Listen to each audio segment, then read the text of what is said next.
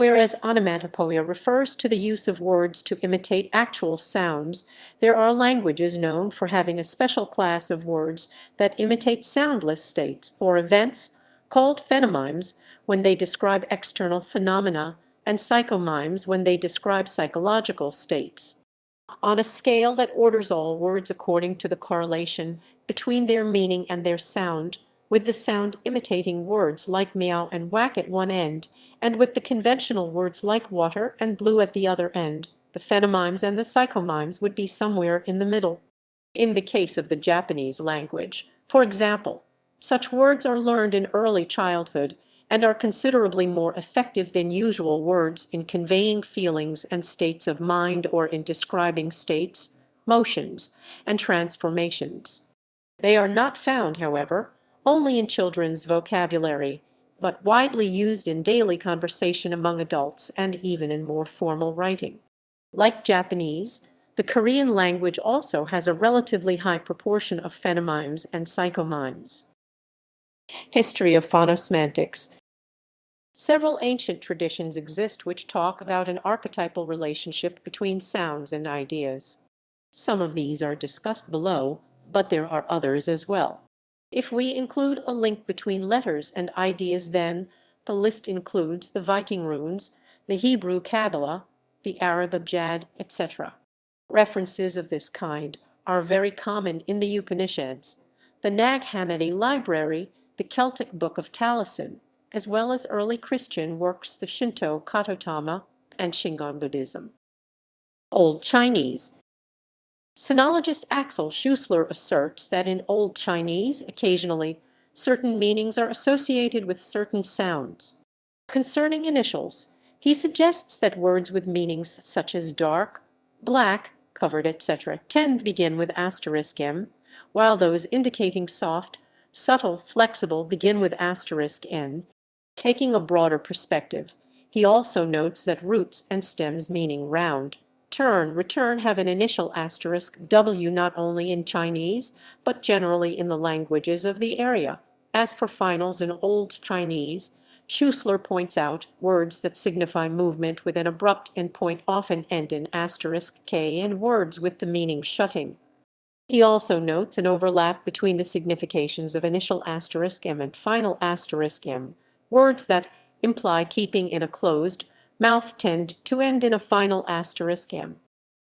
Plato and the Cratylus dialogue. In Cratylus, Plato has Socrates commenting on the origins and correctness of various names and words. When Hermogenes asks if he can provide another hypothesis on how signs come into being, his own is simply convention. Socrates initially suggests that they fit their referents in virtue of the sounds they are made of. Now, the letter rho, as I was saying, appeared to the imposer of names an excellent instrument for the expression of motion, and he frequently uses the letter for this purpose. For example, in the actual words rain and rho he represents motion by rho, also in the words tromos trembling, trachis rugged, and again in words such as crowing strike. However, faced by an overwhelming number of counterexamples given by Hermogenes, Socrates has to admit that my first notions of original names are truly wild and ridiculous. Upanishads. The Upanishads and Vyakarana contain a lot of material about sound symbolism. For instance, the mute consonants represent the earth, the sibilants the sky, the vowels heaven. The mute consonants represent fire, the sibilants air, the vowels the sun. The mute consonants represent the eye, the sibilants the ear, the vowels the mind. The concept of sphota and nerukt is also based on this. Shingon Buddhism. Hukai, the founder of Shingon, wrote his sound, word, reality in the 9th century, which relates all sounds to the voice of the Dharmakaya Buddha. Early Western phonosemantics. The idea of phonosemantics was sporadically discussed during the Middle Ages and the Renaissance. In 1690, Locke wrote against the idea in an essay concerning human understanding. His argument was that if there were any connection between sounds and ideas, then we would all be speaking the same language, but this is an overgeneralization. Leibniz's book New Essays on Human Understanding, published in 1765, contains a point-by-point critique of Locke's essay. Leibniz picks up on the generalization used by Locke and adopts a less rigid approach. Clearly, there is no perfect correspondence between words and things, but neither is the relationship completely arbitrary, although he seems vague about what that relationship might be. Modern phonosemantics. In 1836, Wilhelm von Humboldt published Über die Verschiedenheit des menschlichen Sprachbaus und ihren Einfluss auf die geistige Entwicklung des Menschengeschlechts. It is here that he establishes the three kinds of relationship between sounds and ideas as discussed above under types of sound symbolism. Below is a sample of researchers in the field of phonosemantics. Otto Jespersen suggests that sound symbolism, we may say, makes some words more fit to survive. In 1949, he published The Sign is Not Arbitrary. He concluded that morphemes cannot be defined as the minimal meaning-bearing units, in part because linguistic meaning is so ill-defined, and in part because there are obvious situations in which smaller units are meaning-bearing. Ivan Foneggi, 1963, correlates phonemes with metaphors. For example, nasal and velarized vowels are quite generally considered dark, front vowels as fine and high, high, high, and high, high, and high, and high, and high, high, high, and high, and high. Unvoiced stops have been considered thin by European linguists, whereas the fricatives were labeled raw and hairy by the Greeks. Hans Marchand provided the first extensive list of English phonemes.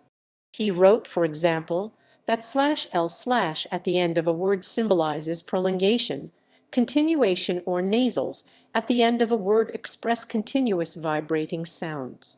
Gerard Genett published the only full-length history of phonosemantics, Mimologics, 1976. In 450 pages, Genett details the evolution of the linguistic iconism among linguists and poets in syntax, morphology, and phonology. Linguist Keith McCune demonstrated in his doctoral thesis that virtually every word in the Indonesian language has an iconic phonosemantic component. His two-volume doctoral thesis, The Internal Structure of Indonesian Roots, was completed at the University of Michigan in 1983 and published in Jakarta in 1985. Pramod Kumar Agrawal, 2020, suggests a natural correlation between phonemes and psychological feelings. He presents a model in detail that explains this correlation. With several examples, he suggests that these psychological feelings have added a purposeful impact while words of different languages were getting created. Relationship with neuroscience. In the 2003 BBC Reef Lectures, Vilayanar S. Ramachandran outlined his research into the links between brain structure and function. In the fourth lecture of the series, he describes the phenomena of synesthesia, in which people experience, for example, sounds in terms of colors or sounds in terms of tastes. In one type of synesthesia, people see numbers, letters of the alphabet, or even musical notes as having a distinct color. Ramachandran proposes a model for how language might have evolved. The theory may explain how humans create metaphors and how sounds can be metaphors for images, why, for example, sounds can be described as bright or dull. In explaining how language might have evolved from cross-activation of adjacent areas in the brain, Ramachandran notes four crucial factors, not all related to language, but which combined might have resulted in the emergence of language. Two of these four processes are of particular interest here. Synesthetic cross-modal abstraction, i.e., we recognize properties that sounds and images have in common and abstract them to store them independently. The sounds and shapes of the objects have characteristics in common that can be abstracted, for example, a sharp, cutting quality of a word and the shape it describes. Ramachandran calls this the Baba/Kiki effect, based on the results of an experiment with two abstract shapes, one blob-like and the other spiky, that asked people to relate the nonsense words Baba and Kiki to them. The effect is real and observable, repeatable across linguistic groups, and evident even in the description of the experiment with the bauba shape, usually described using similar sounding words like bulbous or blobby, while the kicky shape is prickly or spiky. Built-in pre-existing cross-activation. Ramachandran points out that areas of the brain which appear to be involved in the mix-ups in synesthesia are adjacent to each other physically, and that cross-wiring or cross-activation could explain synesthesia and our ability to make metaphors. He notes that the areas that control the muscles around the mouth are also adjacent to the visual centers, and suggests that certain words appear to make our mouth imitate the thing we are describing. Examples of this might be words like teeny-weeny, diminutive to describe small things, large or enormous to describe big things. More recently, research on ideasthesia indicated that kicky and bauba have an entire semantic-like network of associated cross-modal experiences. Relationship with poetry. The sound of words is important in the field of poetry, and rhetoric more generally. Tools such as euphony, alliteration, and rhyme all depend on the speaker or writer confidently choosing the best-sounding word. John Mitchell's book Euphonics, A Poet's Dictionary of Enchantments, collects lists of words of similar meaning and similar sounds. For example, the entry for GL contains words for shiny things: glisten, gleam; glint, glare; glam, glimmer; glaze, glass; glitz, gloss; glory, glow; and glitter. Likewise in German, nouns starting with no and no are mostly small and round: Knoblauch garlic, Notchel ankle, Nodal dumpling, Knoll tuber, Knopf button, Noren knot in a tree, Nos bud of a plant, Noten knot in string or rope. Use in commerce. Commerce. Phonesthesia is used in commerce for the names of products and even companies themselves. According to linguist Steven Pinker, one particularly egregious example was when cigarette maker Philip Morris rebranded to Altria. The name Altria is claimed to come from the Latin word for high, but Pinker sees the change as an attempt to switch its image from bad people who sell addictive carcinogens to a place or state marked by altruism and other lofty value. The brand names of many pharmaceuticals are common examples.